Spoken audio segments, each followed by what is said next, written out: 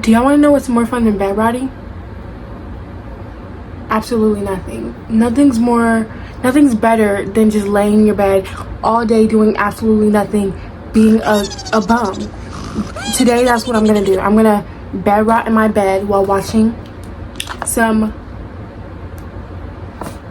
YouTube shorts. This is actually my third video this week, and I'm proud of myself. This is my second video today, but third video because I made another one yesterday. That was my first one. I'm just so proud of myself. Hopefully I'll keep this going before the summer ends, and yeah, hopefully I'll be famous and just amazing and goated. Today's episode, we are going to watch Meatball, award-winning comedy short film 4K, made by Alexandra Robinson. 2, 1, go.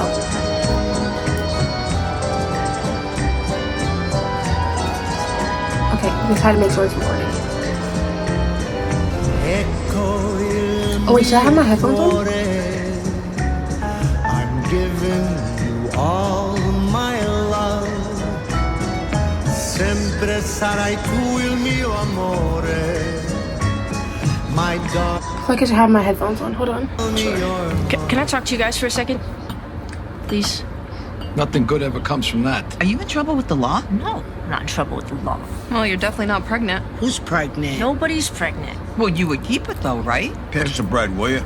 Ma, honestly, I'm not pregnant. Cece, would you just spit it out already? You're giving me odds.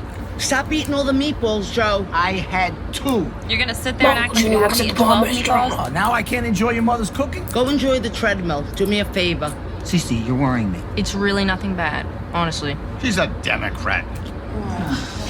Oh my god. Can you all just shut up for 2 seconds? Right. Andrew. Just keep an open mind and think before you respond. Okay, you guys don't ever think. You just I say already know things. what's going on. What do you mean say things? We don't say nothing. You guys just, I don't know, you don't really have a filter, you know? Filter? What are you talking about? We got a pool filter. She thinks you guys are racists. It's not. I never said that. We are not racist. I used to work with them in construction. Your uncle took a black girl to prom. That's right. See? Thank you, Joanne. Congratulations on that. Cece, why are you always trying to create problems that don't exist? I didn't say a Take word. my daughter, for instance. Now, I would never compare the two of you. You're wildly different, but I'm very proud of her. She's got a career going, she's got her head screwed on right, and she don't think I'm a racist. Career? What career? I haven't even finished school. Yeah, but you're making the right moves. You're in the right industry. You just gotta find the right man. Well, fuck that. The right man's gotta find me. The fuck are you cursing at the table? What is this? for? What is? You know, maybe you're gonna find a nice man at school. Beauty school. They're all fanook. I mean, he's right, they're all gay. So? So, I'm not gonna date a gay guy, Cece. I know, but I'm just saying, like, them being gay. What about it? Like, does it bother you that they're gay? Not really, no. I mean, the beauty industry is full of gay men. I don't care for it. It's not the way God intended. God, you haven't gone to church in years. I go to midnight mass every Christmas. And you're asleep before the altar service. Make it to the end of the aisle. The way I see it, what somebody does in the privacy I'm of looking their to own skip home, it. I'll fix it.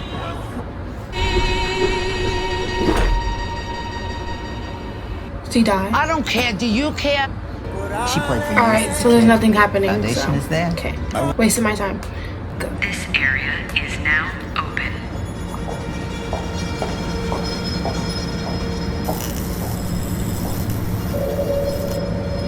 Attention. Stairwell access temporarily unavailable.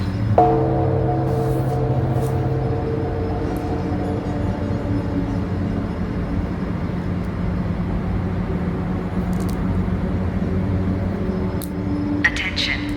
All exits will be closing soon. Really?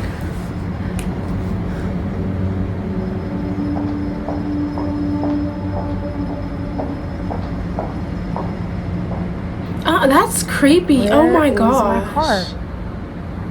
I swear it was right here.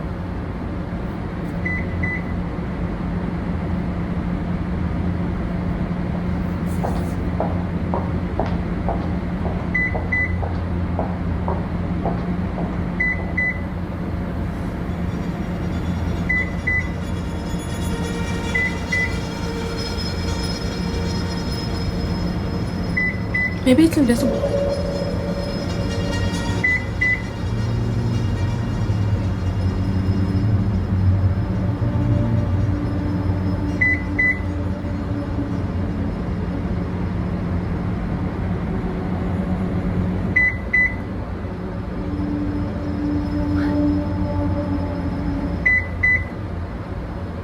Attention.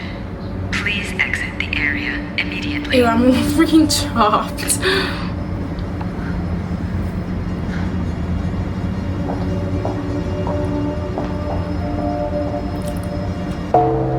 Am I ashy?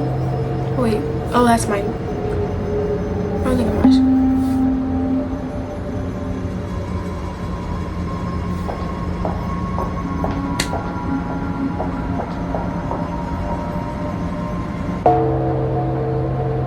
Attention. All I look exits tried to are make now it dark in my closed. room, but I mean, you can't really tell that it's dark in here. I try to make it. I try to scare myself. Let me out of here. Attention. This area will be closing soon.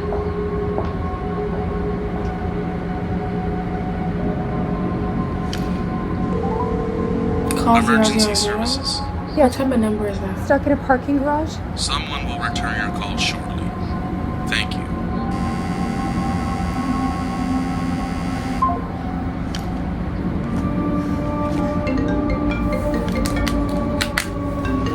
Hello? Thank God. I thought I was the only one down here. Do you know how to get out?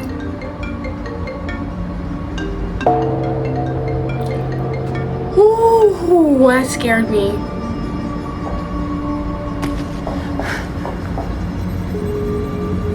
That actually scared me.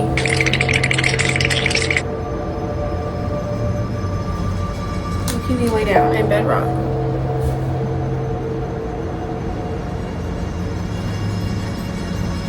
Attention. This area is now closed. Attention. This area is now open. Brother.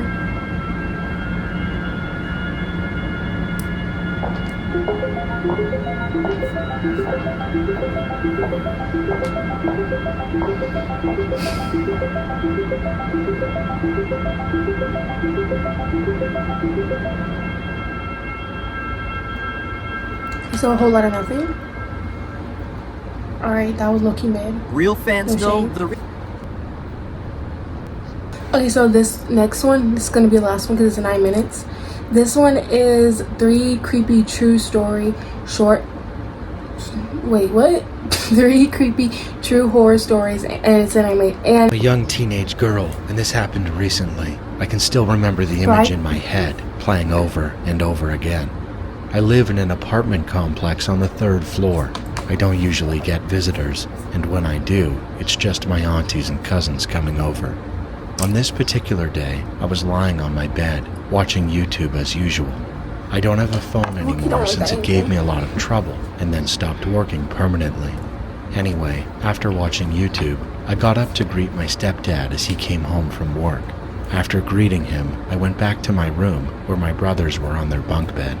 I shared a room with them, so I never had privacy of my own. As I was looking around, my brother suddenly said he heard knocking on the door. It was dark out, and I didn't believe him at first. Since I hadn't heard it, I shrugged it off. But then, I heard the knock.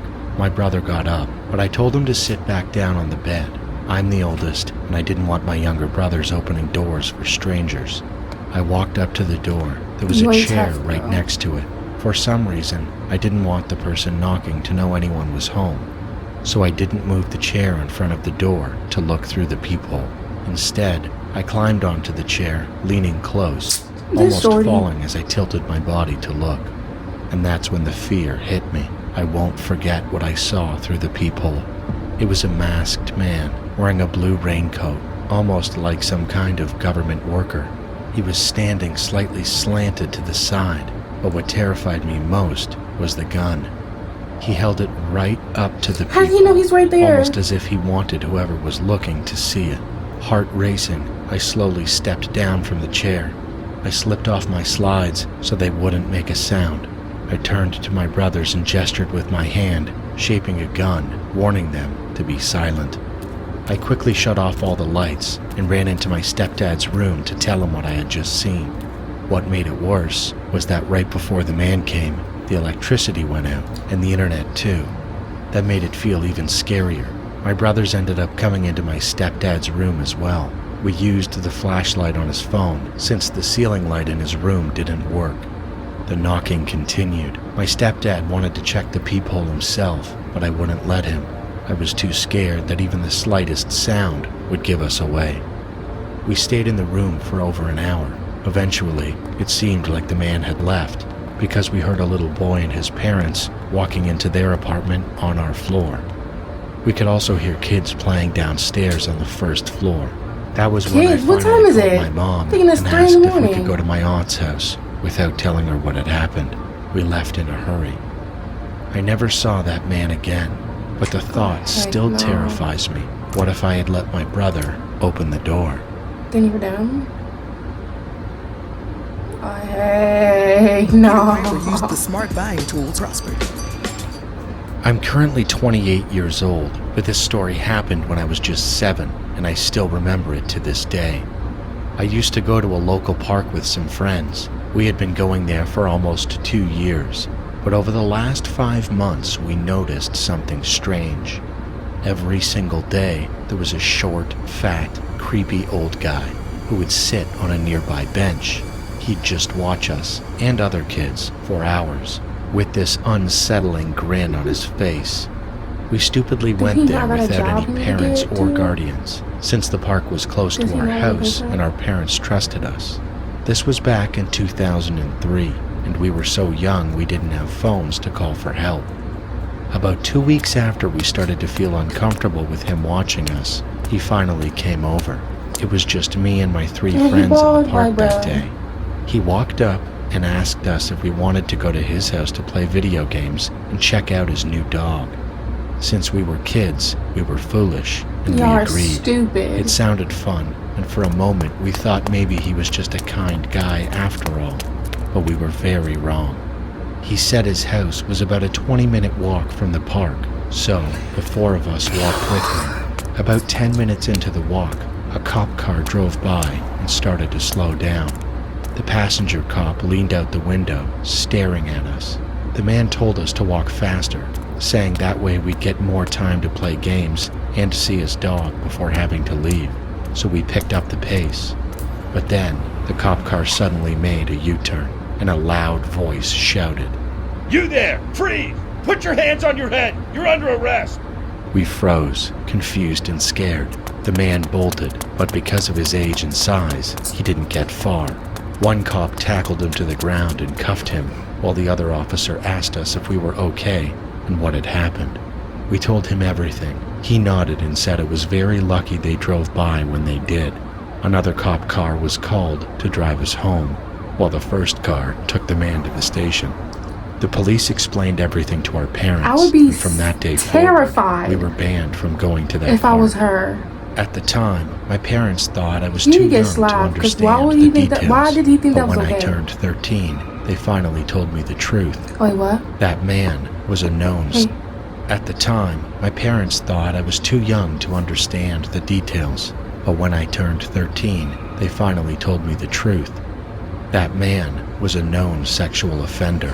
He called what he did his hunting, and he did it at local parks. That revelation terrified me. I started thinking about what I could feel have like happened that's to me still and young my as 3 heck. friends if that cop car hadn't driven by and stopped him. At 13 and is honestly, crazy. I don't even want the answer No, you look because 13. I already know what it would have been. The police didn't share many details about his punishment, but my dad told me that one officer said the man would get at least 15 years in prison for his other crimes. 15 years looking at me. My name is Dhruv Prajapati, and I am from India. I'll tell you about an experience I had on Dumas Beach that still chills me to the bone. Dumas Beach in Surat has always been a place wrapped in mystery and dark rumors. People say it's haunted, and over the years, countless stories have circulated about strange sounds, vanishing shadows, and eerie figures that wander the sands at night. As curious as I am, I never really believed in any of it until one night changed everything. It was a rare weekend night, and some friends and I decided to hang out on Dumas Beach after sunset. We'd heard the rumors, the tales of restless spirits, unexplained disappearances, and how people seemed to disappear into the mist along the shore.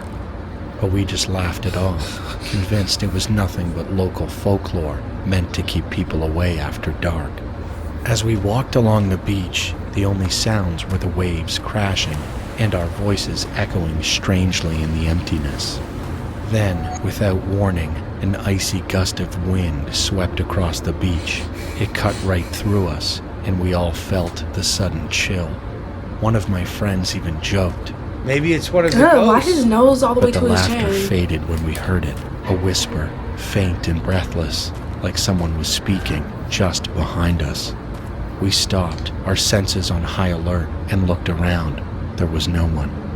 The beach was empty. I brushed it off, figuring it was just the wind, but something felt wrong. I remember hearing that the beach was once a Hindu burial ground, and that maybe, just maybe, the souls of those buried here hadn't yet found peace. As we walked further, my flashlight started now his face flickering, normal. and a thick, eerie mist began to roll in. It was denser than anything I'd ever seen. Just then, Like, one of my friends right there. gasped and pointed at the ground. There, right in front of us, were footprints, appearing in the sand as though someone invisible was walking straight toward us. Our nerves got the better of us, and one of my friends whispered, Let's get out of here. I didn't need to be told twice, but something, maybe my curiosity or something else, held me back for just a moment longer. I looked down at the footprints moving closer, step by step, almost as if they had intent. And then, for just a brief second, I saw it, a shadow-like figure, its hollow eyes staring directly at me. The look in its eyes wasn't anger, it was something else, a mix of sorrow and warning. Heart racing, I stumbled back. My friends and I broke into a run. As we sprinted back, I could hear faint whispers following us, growing louder, and footsteps closing in behind us. When we finally reached the entrance to the beach, where the glow of the streetlights met us, we dared to turn around. The mist had already thinned, and the beach looked silent, almost peaceful, as if nothing had ever happened. To this day, I have never gone back. Oh, heck no.